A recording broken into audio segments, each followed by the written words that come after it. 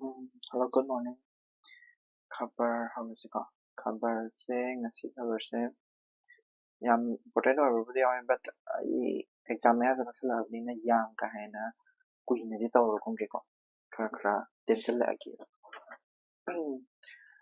zero tariff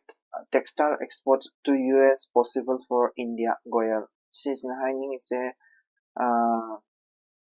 कोई की कनोगे minister hai tare ko कोई की commerce minister mapang thadok thajin tawba minister na hairise koigi tarif se koigi textile daloram textile habde cotton kari kara mayam chigi ko adugi textile daloram ba koigi tarif se zero dala kani an habe haina bagini ko koi kanoga koi India ga USA ga kaitawna kiba koigi India ga USA ga interim koigi interim trade agreement ma sign down na gidana ko adudaida textile gi su yawa textile di cotton gari karaki adudo 0% da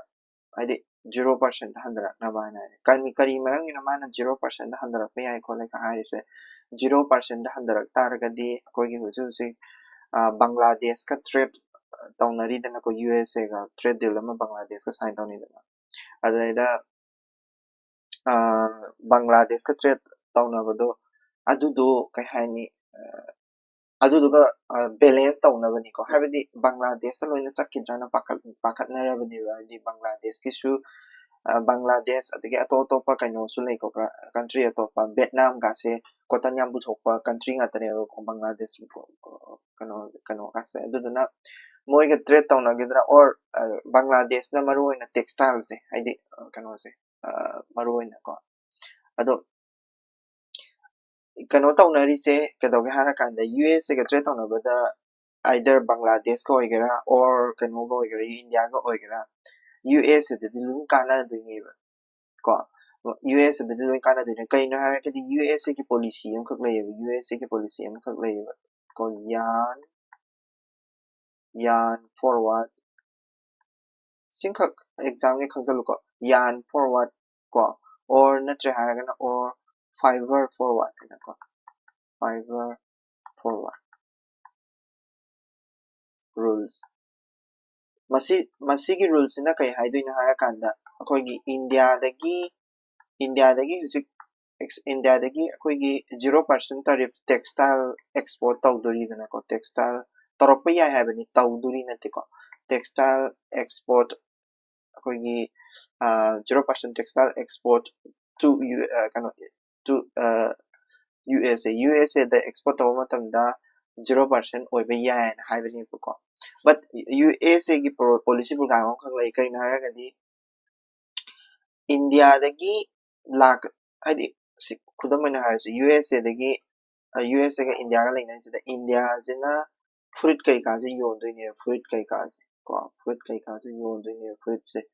yondoine ado fruit se yonma matam textile gi product sin se yonma matam sida USA na haisina kai na haraganda cotton do masai fruit salu sinagado cotton do USA dai oigidamni ko India dagi lakpa market id kano sing se sat natraga kano sing kari kara mayam sing se textile gi product mayam sing se kano dagi lakpa oigidamni shi ko hadi USA dagi lakpa cotton oigidamni shi aduna yarn forward or fiber forward rule na haisu ko so adu India da masigi trade sina India da kari shon baya gi ko India da kari haidi kari shon baya gi haidi pros India da pros ta di koigi kai haini koigi Bangladesh adagi Vietnam ko moisidagi furit ahong furit mayam am tholidana ko aduduga compete tawba yai competition tawba yai ko aduga cons di India gi cons sai tare ko haidi India da soka da bisde kai na kana agriculture da kai na cotton no kai de lerak to no cotton no USA de lerak to na agriculturally ꯑꯩꯗꯣ ꯀꯩ ꯍꯥꯏꯅꯤ USA ꯗ ꯄꯣꯠ ꯆꯩ ꯌꯣꯟꯒꯦ ꯍꯥꯏꯇꯥꯔꯒꯗꯤ ꯑꯩꯈꯣꯏ agriculture ꯑꯩꯈꯣꯏꯒꯤ ꯀꯣꯇꯟꯁꯤꯡꯁꯦ ꯍꯥꯏꯗꯤ ꯀꯔꯥꯏꯗꯩ ꯍꯥꯏꯗꯤ ꯀꯩ ꯍꯥꯏꯅꯤ ꯑꯩ USA ꯗꯒꯤ ꯂꯩꯗ꯭ꯔꯗꯤ ꯌꯥꯗ꯭ꯔꯦꯕ ꯑꯗꯣ ꯑꯇꯣꯞꯄꯗꯒꯤ ꯂꯩꯒꯦ ꯀꯥꯏꯅ ꯑꯩꯈꯣꯏ ꯐ꯭ꯔꯤꯗꯝꯗ ꯂꯩꯇ꯭ꯔꯦꯕ ꯀꯩꯅꯣ ꯍꯥꯏꯗꯤ USA ꯗꯅ ꯑꯌꯥꯝꯕꯅꯦꯕ ꯇꯦꯛꯁꯇꯥꯏꯜ ꯊꯥꯔꯤ ꯃꯌꯥꯝꯁꯤꯡꯁꯦꯀꯣ ꯑꯗꯣ ꯀꯣꯇꯟꯗꯨꯅ ꯃꯣꯏꯗꯩ ꯂꯩꯒꯗꯕꯅꯦꯅ ꯍꯥꯏꯒꯠꯂꯛꯑꯕꯅꯤꯅ ꯑꯩꯈꯣꯏꯒꯤ ꯏꯟꯗꯤꯄꯦꯟꯗꯦꯟ ꯑꯣꯏꯕꯗ ꯂꯩꯖꯗ꯭ꯔꯦꯗꯅꯀꯣ ꯑꯗꯒꯤ ꯏꯅꯔꯖꯤ ꯁꯦꯀ꯭ꯌꯨꯔꯤꯇꯤ ꯍꯥꯏꯗꯤ ꯑꯩꯈꯣꯏꯒꯤ 0% कनो लाख पाइजे 0% तारीफ लाख पाइजे USA ना कह है नंग रशिया देगी कनो लेगनु को रशिया देगी ऑयल लेगनु हायर कांदने 0% तारीफ लाख पाइस कंडीशन जिसु 0% रशिया देगी ऑयल लेबल लेदबा है जिसु एनर्जी सिक्योरिटी दा कोई काय ने नत्रा अदुना इंडिया की पूरा अदि अखोगी सोवरेनिटी से ट्रेड दसु एनर्जी दसु पूरा गिव अप तौबगी टाइप तनी को lakh तुइसे so India na spoken ya bagi wari next next ki headline da ka doga kana government unveiled new CPI series CPI habdi kaino consumer price index I sing ngara aina su explain ngakting credit tawram ni consumer price index I se kari ne ba consumer ki kadoba consumer price index I se consumer na ko laiba को अखोगी कनो goods को consumer हाबदी अखोई सिंचिनी को goods and services to services ma'am अमगी मागी basket आई दी कनो सिग basket कनो अमा लेरे कलसे अखोगी थुमो अमा लेरे कलसे थुमो सिदा कोइना हुजुक लेरिबा चादा थक्ता यादबा basic needs मैम चेंग हवाई थाव थुम अदगी services ता हारगना अखोगी सम कपदा पैसा क्या चंगबा दगी अखोना थबक तव मतमना पैसा क्या चंगबा टैक्स कने करा तव मतमना पैसा अदुगी सर्विसेस मैम तवगी पैसा मैम पुलपुन चंगला कानम मदुगी total amount हाइतार को पैसा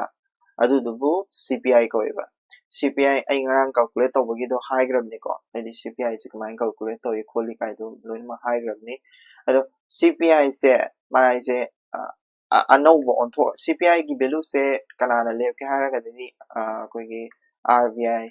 को RBI ना कदौगे हारगदा मोइना इन्फ्लेशन ऑन मतमदा इन्फ्लेशन ऑन मतमदा कोइगी CPI ने WPI ने अदि होलसेल प्राइस इंडेक्स ऐसे नंगा होलसेल दा योन अमाउंट CPI ना करी consumer price index si ani sigi kahani ani sigi matung ina inflation hoto ni adumaina RBI na CPI se value se lepe ko but aidi hanta anova series ama change to meaning di kaino hara kanda CPI se koigi makhal ama da change over anova series da di kamaina kari ohong mala ke habdo ai haidara ke ko aidi all आइदि base year से कदोगे हार काना base year से हाना CPI द ओलम निसे CPI is a percentage only को अलंगरा आई फॉर्मूला आई ग्राम नि CPI is a percentage से मागी कनो से base year से कराई द लेगे हार कांदी 2012 द लेरम बने हुजिक 2024 द ऑन गने 2024 द ऑन बसे द कमाइन ओला का दोइनो हार द आई हार के 2012 की CPI 2012 की CPI जिगा CPI 2024 सिजिगा करी द खेनेगे हाबदो अदु खतंग हाबे हायरमगे अदुदुगा को उसिददी CPI सिददी 299 items हाबदी ngसाइगी goods and services ma'am Koyna bucket अमदा हाबदो अदु सिददी 358 items को goods तना 308 को 308 services तना 50 को अदगी मागी ग्रुप से सु तोना ब्रॉड ग्रुप्स तरुक थोनो खाइदो इको 6 ग्रुप्स सिददी 33 थोनो खाइदो इको सिदना 6 थोनो खाइदो इ अदगी कदोगे हाना कांदा डेटा सोर्स है कोई ट्रेडिशनल मार्केट तगी लवे आइदि सु मार्केट अमदगी हेक्तगी लवबदो को अदुगा सिददी marketplace.12 online market आइदि traditional market the traditional market any market koi impal market or be America or be adu market sing du loi low doi ni ko di magi CPI value se low matam da traditional market but over the sida di ka traditional market plus online market so hapsale 12 online market platform so hapsale adu tara ka di kwai law so bra kwai kano to value average value da dum low ba ya ni da ko adagi rural market se traditional market che rural urban loi lei doi ni ko adugi tongan na loi lak doi ni CPI value se rural urban lei doi ni the rural urban the su magi cover up tawbagi chance yang wang khat leba ko aduduni ko hadi rural market ta kayam cover to market place se su kayani makhan yam hadi lising ani hong ni matak ne moina data khom do is ko the CPI value low was ba ko so CPI se kanana Ministry of ko Statistics and Program Implementation ko sisina di kana torok to ni khongkalak do ni CPI value sing se aduduga RBI na madugi data to sijenaraga kana torok to ni ko adi aduga weightage to change story weightage sai bidi kaino ai ngrang sai ge CPI value se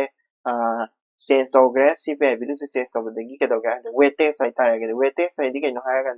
299 items da hanadi food and beverage is the food and beverage sai bidi kaino chana thakna ba degi kari kara sidana hena focus piramane CPI value gi paisa habi 299 items da food and beverage na hena yam yaw ba but tawadabu objective food and beverage ta kadawge hara kana food and beverage ta kadawge hara kanda ko 36% hena ko 36% ade 36% da handagre hana 46% adawai leramani 36% da handagre ko food and beverage da habidi sida 299 items se ayamana food and beverage oramani hujikti food and beverage na to oidre hadi 36% hana 46% muk se food and beverage orambado 36% da handagre ko aduduni ko mana ni sa adagi housing adagi utilities tasu asidana hengatle ko adi increase to kara adi increase to 17 18 almost 18% ko clothing and footwear dasu hengatle ko adagi transport health adagi kanoga so hapchalak adi category ma'am so hapchale sida transport so hapchale transport ko health ko IT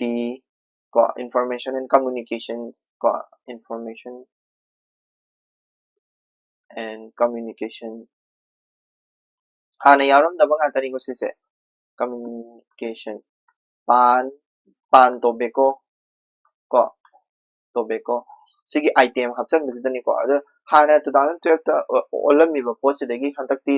hena inflation je hena sigi pot sing je lo yaksala amni hena inflation je khangma ngamani ko adi food ba kana adi ngasai gi goods and services bucket to the pot je yam yarok taragadi inflation je akoina ngasai nahandagi akoina inflation handare 2.7 something to retail inflation to 2.75 lay 2.75% lay hai inflation pochai maman tangkhat pagi chang ji simana yamna low oina lay ka na khanjaram se sigi value je change torok ko sai ko hai di ka hai ne akoi pochai maman ji yam thi hengal le adu inflation ji hengal tabam gi mo da lay bido ko adu duna yamna hai di ka hai ni fazadaba hai di government ge data jiga pochai reality akoi market to uri jiga ona bado hujikti owner roi ko haibidi CPI se 2012 ki base value degi 2024 ki base year da series to hong to krabadina so inflation ki value ano wamala ani ko wala kan yeng si next news ta mo ko next news ta Aravali Hills ki Aravali Hills hai se krai da le no haragadi maroina koigi northern maadsi kanone akoigi desert ki mayada lebtuni ko desert ko hai sarake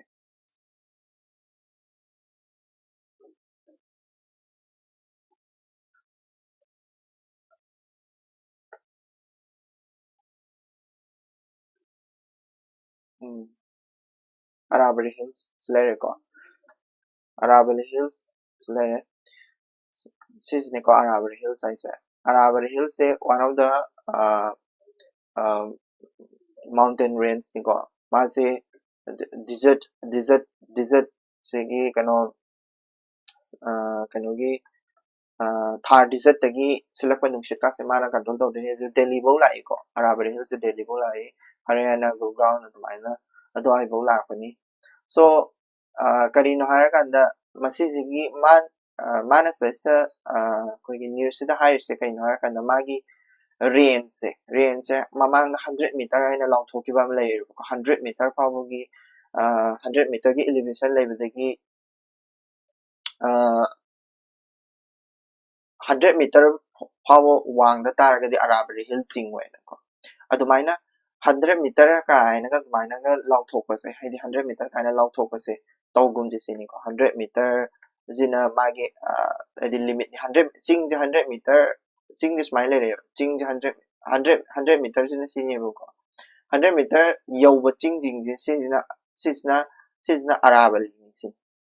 Aravalli ni sisna Aravalli na tisini adumaina Aravalli natte na khandok taragadi sidadi mining Aravalli natre hairagadi mining tawba yadoini ko adugi damaktani gokthokpa yadoini kari kara loi tawba yadoini aduduna kai haini ma haise expert committee amana tawraga koigi ma haise expert committee ama tawraga kadawga harakanda define tawhonjisini Supreme Court na hairse ko define tawhonjisini ado Aravalli Hills range sigi akoina important oirise kaino Aravalli Hill range sigi magi facts kara haitare ko mase oldest India gi oina oldest fall mountain ni ko fall mountain habidi koigi arti crush se koigi smile tawraga smile leramdagi smile fall tawrpa haitare ko smile fall tawrpa smile compression dagi ko the compression tawbadagi adu fall mountain ko and mase kadawga harakanda magi sangbagi changse almost ko 700 haitare 700 kilometer muk sangi ko southwest to northwest smile chatli ko adu duga kadawga harakanda mase karam state ta lay se Rajasthan ama leramani ko Rajasthan ko adagi kano Haryana yawasyawi Haryana Delhi bau yawi ko Delhi ko aduga maze kadawga harakanda ngasagi Thar desert tudagi nungshit koigi asaba nungshit se mana thingmani ko ecologically mase desertification kallini ko Aravalli Hills yam important oi ko aduga mana su kadawga harakanda river map ama sona kan ju river chengi dini sona kan ju river chengi dini aduna Aravalli Hills ina water divide chu oi ko mana ko water divide chu adagi kadawga harakanda groundwater si Aravalli Hills leramdagi nong si sidaida pharakanda nong ji tahalakanda groundwater habidi groundwater koigi Haryana da Delhi da sizinaiba groundwater recharge se Aravalli Hills leramdagi tawini ko natragadi tawroi daga Aravalli Hills range da leopard hyenas ko adagi mayam ama phangeba migratory bird mayam ama phangeba daga magi sidaisa Mount Abu an haise this highest peak in haise ko sise koina Guru Shikhar su ko Guru Shikhar hariba mountain is highest peak duduma khara khambiro yare ko magi ladies Gujarat to yawi ko tasengna Aravalli Hills range Gujarat po yawi Gujarat Rajasthan Haryana Delhi ko jadi mana kano magi range kari kara id Aravalli Hills define tawnabagi matangna mamangda Supreme Court ki kano nungaitaba miyam thokibdani ko next farmers pulse only agricultural scheme ko sidaista ma haise PM Posan giduni ko PM Posan scheme Uzik harise kaina kana sigi damakta protest ama kana tawribu ko Chhattisgarh da ko midday meal cook ko midday meals ko midday meal cooks ka haitare meals banadila midday meals cook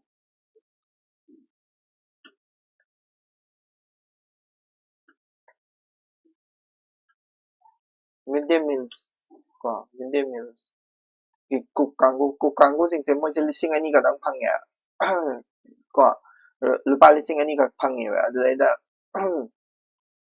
kaya hai ni tha ba lupa lising ani ka phang sing mo ni paisa ko na de khote adu na PM person scheme sigi matung inna aikoi paisa ji yam khala lo hai na ko midday meal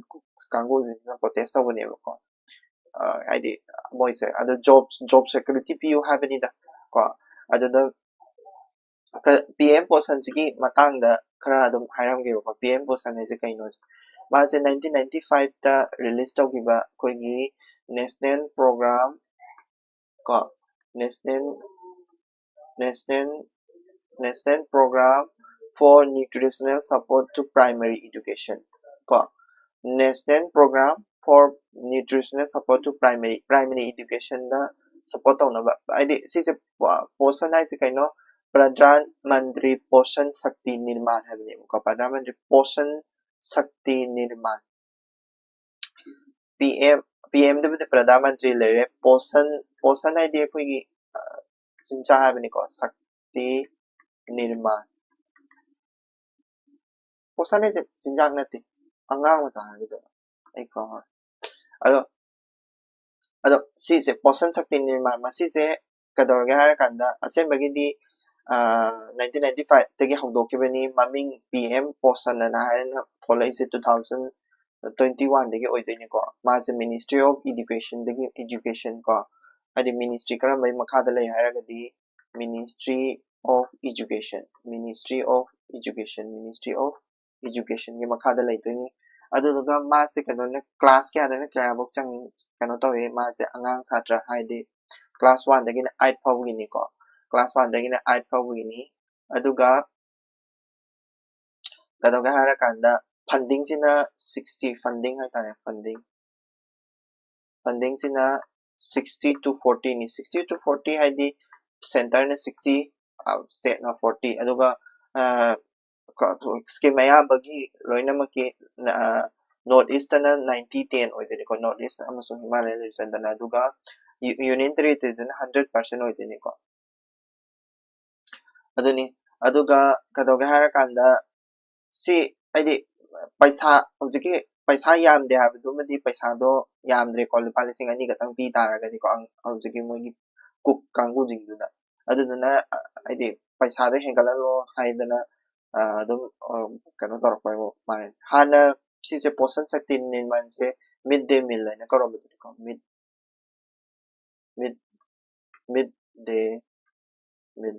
midday meal koigi midday meal scheme 2021 dagi portion shakti nirman na thon na ko ani aduma khangbiro atopa pao two fact to be good ngarang kano gido AI gido AI gi ama AI the AI leveling gido AI generated content ki leveling gi matang da ni ko leveling magi AI na te na tha bagi matang gi do ni ko this is just ngara aina so higre ko sigi IT guidelines and digital media ethics code amendment rules ITA ki makhada kare ITA ki makhada laiba IT rule laidana ko IT rules adugi makhada salaktoini IT rules anawba ma adi rules anawba ma semgre adugi maming do kariba intermediary guidelines and digital media ethics code 2026 masigi makhada IT rules 2016 matada kanana butokpa MIT Ministry of Information Technology ko Electronics and Information Technology information and electronics and information technology MIT na kadoga harakanda nasagi AI dagi tholakpa kano singse yamna prominent oina ko yamna mi khangan na ko kano tagodawne ba idi AI generated from AI ka haiga bra ama haiga bra thagadabani sinimbo ko akoigi kano exam point ki oina di kadoge hara kanda I kano se sesta ngarang suna inagi ba safe harbor hai safe harbor principle ko safe harbor principle hai se kaina safe harbor hai se kuni AI se kai kai ga thal Facebook ko adegi Insta ko adegi YouTube ko sigumda thagat pane adu thagat libsidi aina ne ba thagat libsidi aina mi ne ba adubu kaino Facebook Instagram YouTube na lokthokadabane lokthok aina lokthoktradi moi lokthokadabane ko ado karigumba ma hai se ngara hai ge bedo 2 hours natraga 3 hours karigumba kanogumba content oi taragadi sensitive content oi taragadi 2 hours natraga sensitive natabida koigi chumnagi di violence mitigate tauba natra violence kanogumba hadi fattaba hai tare ko thagal poi taragana 3 hours ni adugi 3 hours ki manung da lawda da taragadi Facebook Instagram YouTube ki mapuji phaba ya doine ba ko aiduduna aidi AI gi content thagapa matamda mingonda sokpa pot thagatanaba ko ma'am se mingonda sokpa pot thagatanaba thagalaga de dum saila kano no jail yawda dini ko adegi sigi bande matram gi mula si bande matram singara haigre national anthem national song ni national song se national anthem saktingai mamangda ko minute ahunga second kano 3.1 minutes hai tare ko 3.1 minutes muk chang saktoini ko se sakpa matamda national anthem gi type ta hogat ka da bani ko aduga karigumba se kano taw ngarang order phajaba ma tawgram ni ko attention da order lep ka da bani khot ka da bani kaina ado zmaje 6 stanza tarup lay ko bande mataram se aduga kai haini ngarang lau thoki biduda kana na saure har kada muslim community muslim ni association me am saure ko habidi karimarang saure no freedom of speech 19 and kano freedom of religion haidi freedom of religion hai right kami religion gi kano do koigi secularity secular oibudo oidrena kanona haidi protest tarapaneba ko adeda sigi article se yarse maru oina koigi kaini kanogi article se degi kari lobe age ab da pe ai puthok sarake ko bande mataram gi history ko bande mataram gi history mayam se khanga mani bande mataram se kanana kano togiba Bankin Chandra Chatterjee ko aduga maase karamano haidi magi Nobel karamadano anand da matta irambane ba adudaidi karamba Nobel si karam kana pongi 1882 da aduga 1900 matam aitare ko 1900 matam da Rabindranath Tagore koigi Satyagraha movement karada koigi sakpa hoge bani sijinagi bani ngara dum haigre ko adagi mu kadorege Congress Working Committee na Calcutta da kadorege harakanda masi se koigi first adi the say 1937 da revolution ma tawe Congress Working Committee gi ko 1937 da adu moina unaba tamda kadorege harakanda Dr. Rajendra Prasad adagi Sardar Vallabhbhai Patel Mahatma Gandhi moi mayam siksena decision am kal lepe ko sise bande mataram se kadoba bande mataram se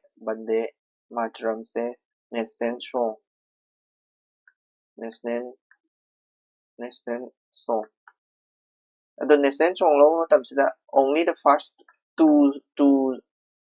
haidi stanza yam yami ko ado first or 2 stanza ꯈꯛꯇꯅꯤ ꯀꯣ ꯃꯣꯏꯅ ꯂꯧꯔꯤꯁꯦ ꯀꯣ national song ꯑꯣꯏꯅ ꯍꯧꯖꯤꯛ ꯍꯧꯖꯤꯛ ꯂꯩꯔꯤꯁꯤꯕꯨ ꯀꯣ 10 stanza ꯀꯣ ꯑꯗꯨꯗꯩꯗ ꯀꯩ ꯍꯥꯏꯅꯤ ꯍꯥꯏꯗꯤ 2 stanza ꯈꯛꯇꯪ ꯂꯧꯔꯤꯁꯦ ꯀꯔꯤꯒꯤꯅꯣ ꯍꯥꯏꯔꯒꯗꯤ ꯃꯈꯥ ꯍꯥꯏꯗꯤ stanzaꯒꯤ ꯃꯈꯥꯒꯤ ꯁꯔꯨꯛꯁꯤꯗꯅ ꯍꯤꯟꯗꯨꯒꯤ ꯂꯥꯏꯒꯨꯝꯕ ꯌꯥꯝ ꯌꯥꯎꯕ ꯍꯥꯏꯇꯥꯔꯦꯀꯣ ꯑꯗꯨꯒꯨꯝꯕꯒꯤ ꯑꯣꯏꯗꯣꯏꯅꯤꯀꯣ ꯑꯗꯨꯗꯨꯒ ꯍꯥꯏꯗꯤ constituent assemblyꯅꯀꯣ ꯕꯟꯗꯦ ꯃꯥꯇꯔꯝꯁꯦ constituent assemblyꯅ January 24 1950ꯗ national song ꯑꯣꯏꯅ adopt ꯇꯧꯔꯦꯅ ꯁꯤꯗꯅ Congress Working Committee ꯁꯤꯅ adopt ꯇꯧꯈꯤꯕꯅꯤꯀꯣ ꯑꯗꯨꯗꯨꯒ ꯁꯤꯗꯅ ꯀꯩꯗꯧꯒꯦ ꯍꯥꯏꯔꯀꯥꯟꯗ ꯑꯩꯈꯣꯏꯒꯤ constituent assembly ꯁꯤꯁꯦ ꯀꯩꯅꯣ ꯇꯧꯗ꯭ꯔꯤꯀꯣ vote ꯇꯧꯗ꯭ꯔꯤ ꯑꯗꯒꯤ ꯑꯩꯈꯣꯏꯒꯤ ꯀꯩꯅꯣ ꯂꯥꯎꯊꯣꯛꯇ꯭ꯔꯤ ꯅꯨꯃꯤꯠ ꯅꯤꯅꯤ ꯈꯛꯇꯪ January 26 1950 nate sorry November dani adi kano lauthoktri akhoi constitution lauthoktri ngai mamang national song de dum lauthokrabni ko national assembly na national song ne declare tawgrabni so adudagi constitution dana kari hapake constitution dana akhoi gi karai da yawge haragadi constitution dana adagi akhoi gi article number 51A national song national flag national anthem loinamak akhoi respect tawgadamni haina article 51A fundamental duties yarin ko adagi atopa ek lay like ek tana kari like the national sorry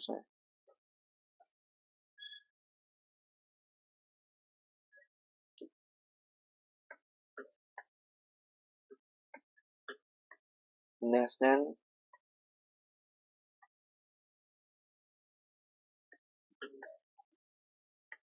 protection and the prevention of insults to national honor act 1971 Shidesta Bande Mataram national anthem constitution any constitution gi kano akhoi freedom fighter akhoi freedom movement bu represent tawba pot any kano tawba yade ko aduduni haidi usithoidana tawba yade ko aduda judgment lay ko magi judgment kari kara khara lay mana sai sa palamba hai tare sidesta siga article sida palamba judgment ama lay like bizo father so ai ko sise bizo Emmanuel judgment na ama lay sige judgment sida bisana bizo Emmanuel case se sidesta kadoga har kanda moi angang ahom national anthem janagana manaje sao yade na tawbugi matangda judgment taagibani ko kadoga har kanda angang singdo tanthokpa hai tare school dagi adudaida tanthokpagi maram 1996 maram do cha de na supreme court na right tai ba kaino hai gadi freedom of speech ko article 19(1)(a) da kadoga na freedom to silence hai yawe freedom to silence article ai tumina leiba yai sakte na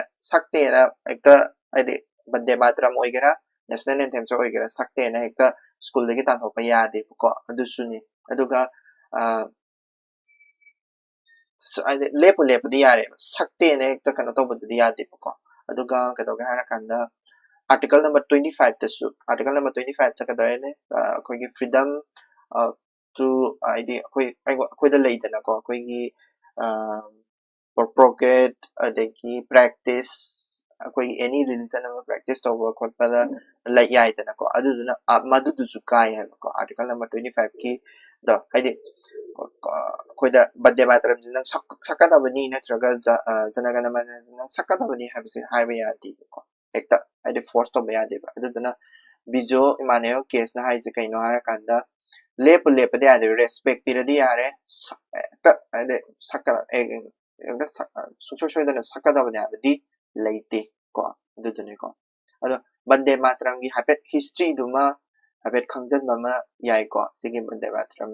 ꯃꯥꯒꯤ ꯕꯟꯗꯦ ꯃꯥꯇꯔꯝꯁꯦ ꯀꯩꯅꯣ ꯍꯥꯏꯗꯤ national ꯁꯣꯡ ꯑꯣꯏꯈꯠꯂꯛꯑꯕꯅꯤꯅꯀꯣ ꯑꯗꯨꯗꯨꯃ ꯌꯥꯔꯦ ꯑꯇꯣꯞꯄ article ꯑꯃ ꯌꯦꯡꯉꯁꯤ ꯌꯥꯝ ꯀꯩꯅꯣ ꯇꯧꯕ ꯑꯦꯛꯖꯥꯝꯒꯤ point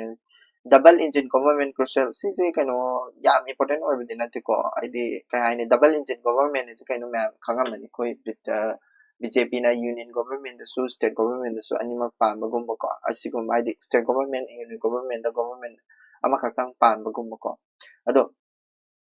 double government se phabra phatabra sini kaino argument ni spotify da gumba da tabiu ko aidi double government se phai amana haise kaino smoother oi hadi coordination yam laine resource flow tawada kai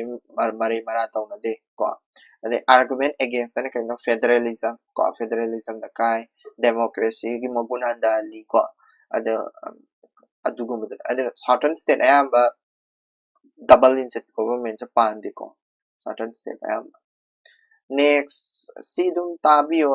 yenga aduga santi ek kano gido koigi nuclear khulai sing privatize tawai gido ko nuclear khulai sorry na the nuclear take sing khulai this privatize tawai ade santi ek sina kano ga hana kanda handak ta pass gi bidni ko sa 2026 ki duni akoigi santi ek sigi matang sida koigi adi kari adi kano tawga khanga de santi ek 2026 sidagi koigi private company sing sina nuclear khulai sing nuclear technology sing sina bi agrabani ko right over kono private participation ya agrabani ba adu paisa nu sa yam thada agrabani ko sigi matang da paisa nu sa thada agrabani adubu koigi india gi oina sigi santi ek sigi matang sidagi sigi article sidagi koina longthokpa yaba khara hairamge haidi nuclear energy se koi husu kamaina koi nuclear energy in india india da nuclear energy se kamaina lady ke habdu hairamge like nuclear energy is 3% of india's electricity koigi india gi electricity se ayamba coal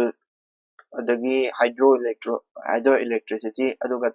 nuclear energy gi yamde ko 3% katani 2020 da koise 6.78 gigawatt oibane ko aduga 2047 da target ama lay kari karamba target ko 100 gigawatt yauna magidamata ko akoi da sujik sinaneriba technology se kaino small modular reactor se small modular reactor se science ki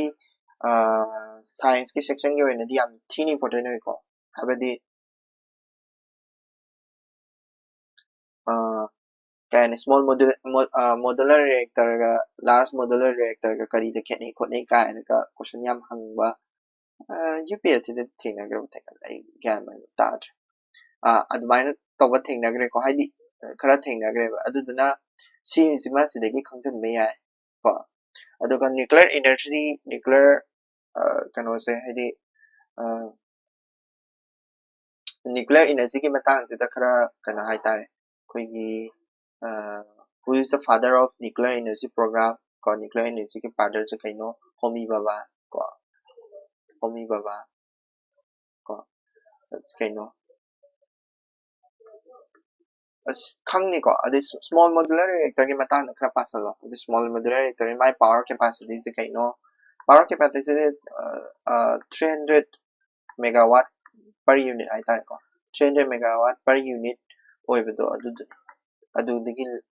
less oiragadi dum small modular reactor oithine ko next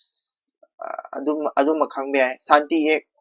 ek ai sing adum khangro yare santi ek sing kari no adum khangro adagi sisina jammu and kashmir da dal lake restoration plan dal lake ai se kaino adum khanga yani dal lake ai se kaino koigi kano da india da lake kari important oiba lake kari lei kholi ko koigi manipur gi lake amasu yawi ko lere important oiba ek hai taragadi Dal Lake lay Jammu and Kashmir da Wular Lake lay ko Wular Lake Dal Lake as a Kashmir ngatani Ladakh da Pangong so ji am important oi ko Pangong so China ga kano ga fudat na gi mai matang ni ko so moi sibidi kana tawtre ko India gi North East ta lay se kari kari Loktak lay re ko adagi Meghalaya da Uman Lake adagi Dipor Bill Haplong Lake si kan ka adagi Bihar da Kunwa Bimtal se Uttarakhand gi se yam phasal ko adagi lake khara important oiba lake khara dum Pulikal lake ka se dum ta ko adagi Chilka lake ko important oiba hai tare ko khara si khara khangsal lo tasena sigi oina di Dal Lake se restoration tawbagi matang da ni ko adi yam kan important oiba dinate restoration se tawnabagi matana paisa no sa thada bagini ko adugi matana in situ restoration ko hadi magi site da restoration ko so atopa kasu important oide Dal Lake ki magi atopa mami hai taragadi jewel in the crown of Kashmir Srinagar's jewel ka so hai ko plot kano yamna di mami atopa yare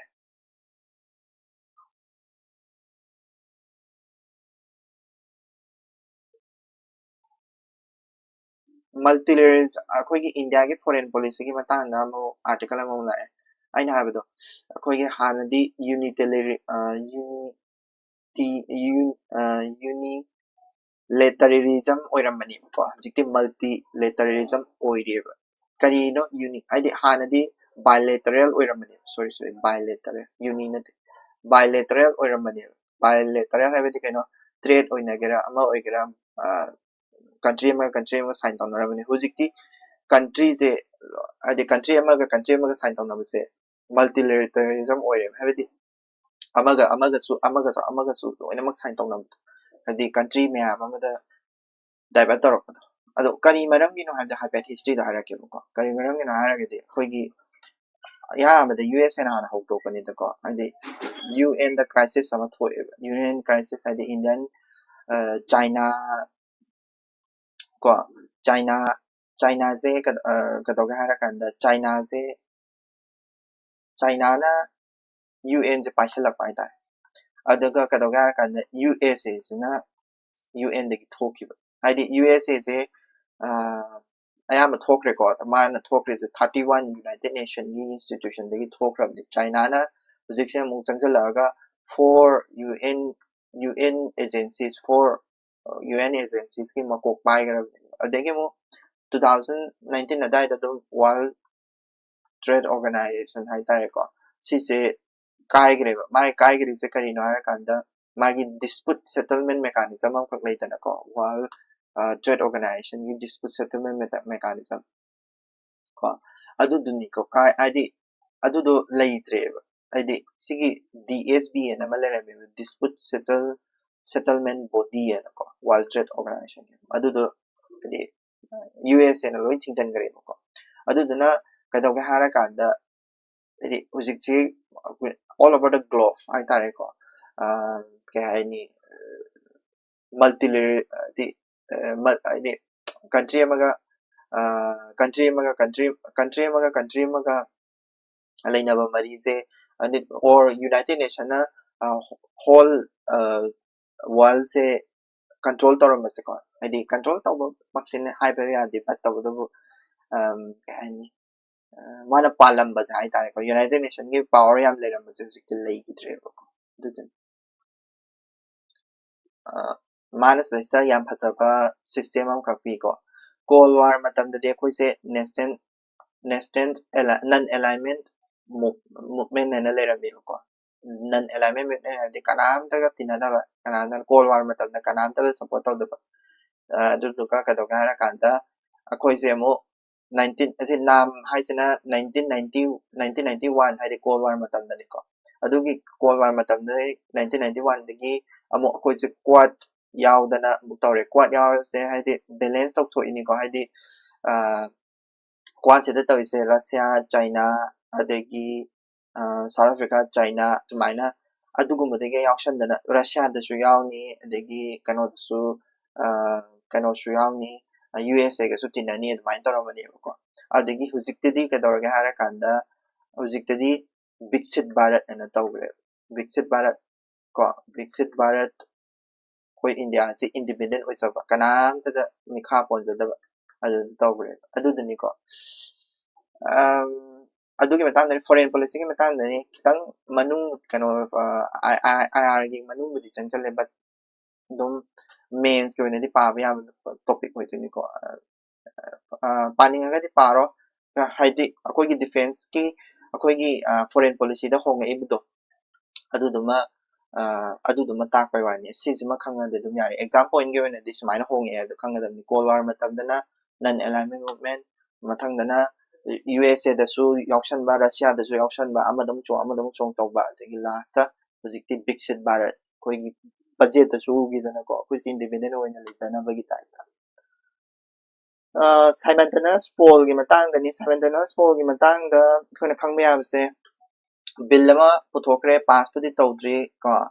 koi gi 129th constitutional amendment bill hai tare ko 2024 puthokre ko adu karai yori ma hai se sidana justice gavai na hai se ko yamna important oiba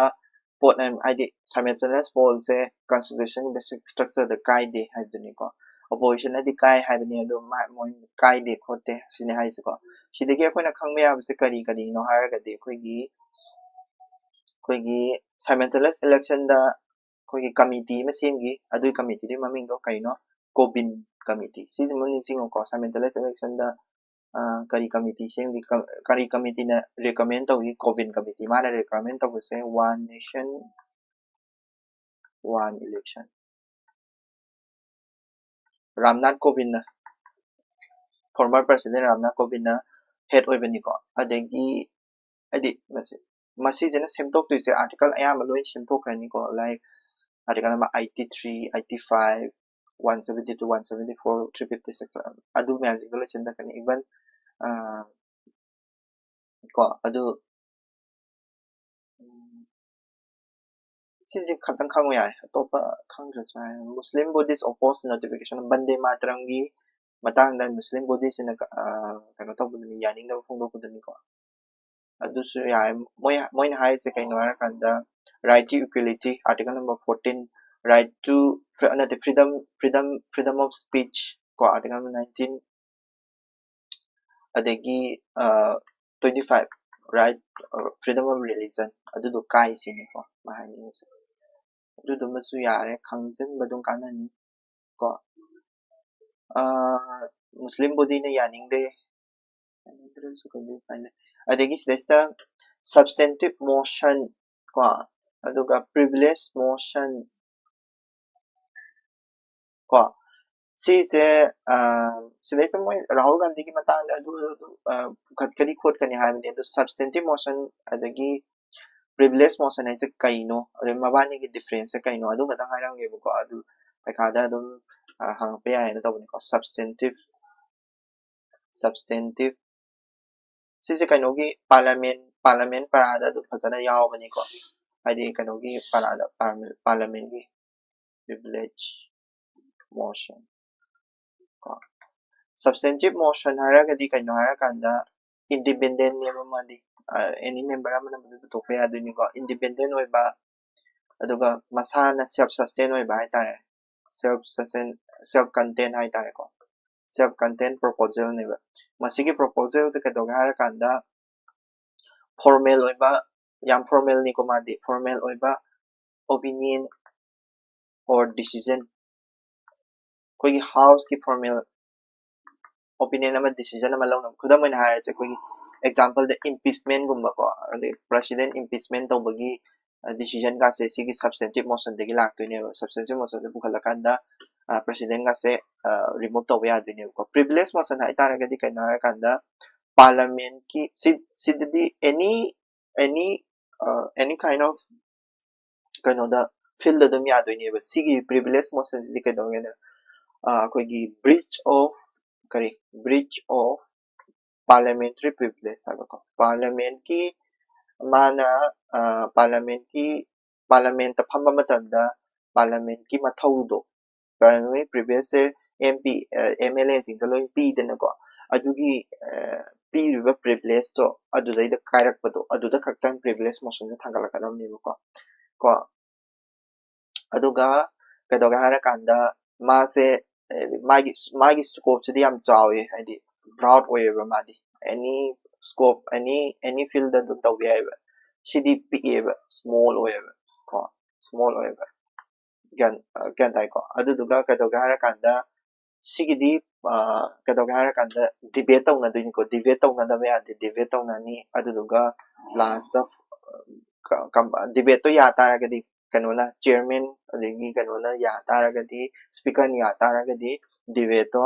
vote tawna ni ko compulsory vote tawna gani sigidi vote tawna to suya ko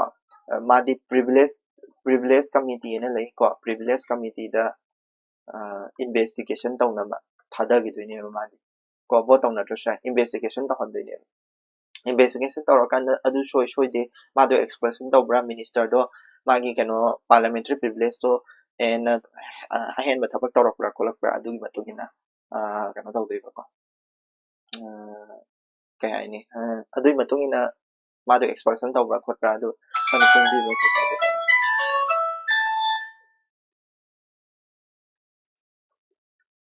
last sisina kano gini ko akoi gi